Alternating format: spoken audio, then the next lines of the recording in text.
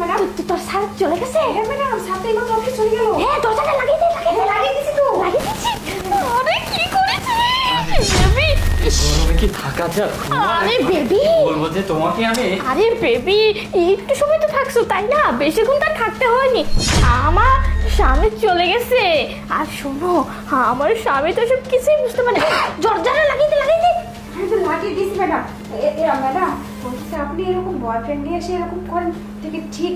আরে তুই চুপ কর। শোন প্রিয়া, তুই যদি আমার সাথে থাকিস তাহলে তোকে আমি বেতন বাড়িয়ে দেব। তুই শুধু মুখটা বন্ধ রাখবি। কিরে, আর তুই এত যখন- ভগভগ করতেছিস কেন? স্যার শান্তা, এটা কি মানে কি বিরক্তকর একটা কি বলতেছে? এই চুপ, তোর স্যার রেগে গেলে আবার ঝামেলা হয়ে যাবে।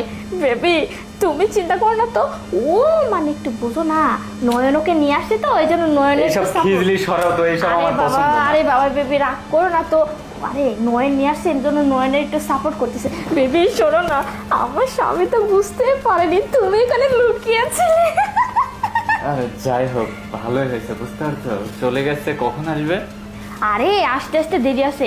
দেখুন আমি একটু অভিনয় করলাম অসুস্থ, এখন ফোন দিয়ে বলবো বাবু আমার না অসুস্থতা বেশি হয়ে গেছে, তুমি আমাকে কিছু টাকা পাঠিয়ে দাও। শোনো, আজকে যে কয় টাকা নিবে না তোমার হাজবেন্ডের কাছ থেকে, ওই কয় টাকা নিয়ে আজকে একটু ভালো রেস্টুরেন্টে যাবো, বুঝতে পারছো? আর পার্কে আরে যাবো। হ্যাঁ হ্যাঁ বাবা, সব হবে, তুমি ওইসব চিন্তা করতেছো কেন?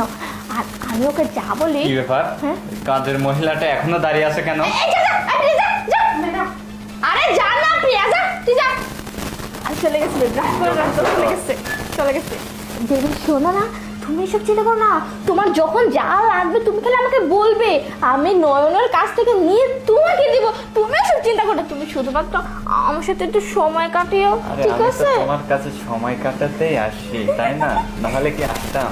হ্যাঁ হ্যাঁ বেবি শোনো না, আমি কি বলি, নয়নের না অনেক টাকা পয়সা আছে, সেই সব টাকা পয়সাগুলা ওকে বলতে হবে ব্যাংকে থেকে তুলে বাড়িতে নিয়ে আসতে, তারপরে টাকাগুলো নিয়ে শোনো, পালিয়ে আমি যাবে। একটা প্ল্যান করি।